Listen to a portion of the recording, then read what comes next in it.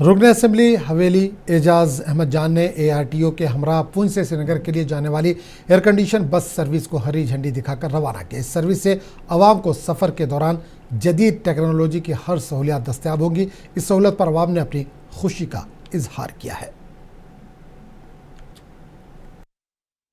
सबसे पहले Rehan tour and travel जो ऑपरेटर हैं, जो जिनकी काफ़ी गाड़ियां जो हैं इस डिस्ट्रिक्ट पुंछ में चलती हैं, उनको मुबारकबाद देता हूं।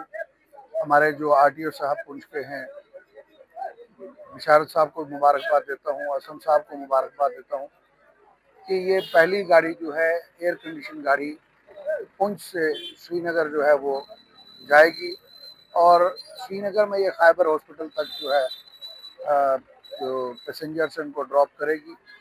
और ये एयर कंडीशन गाड़ी है, नई गाड़ी है, 2025 मॉडल गाड़ी है और इस गाड़ी में तमाम वो बेहतर सहूलियात जिसमें लेटेस्ट होती हैं, ड्राइविंग के लिहाज से, ब्रेकिंग के लिहाज से, सामान रखने के लिहाज से, सेफ्टी के लिहाज से, वो सारी सहूलियात इस गाड़ी में हैं, जिससे ऑन रोड लोगों को एक सहूलियत मिलेगी। और जिस तरीके से पहले पुंछ में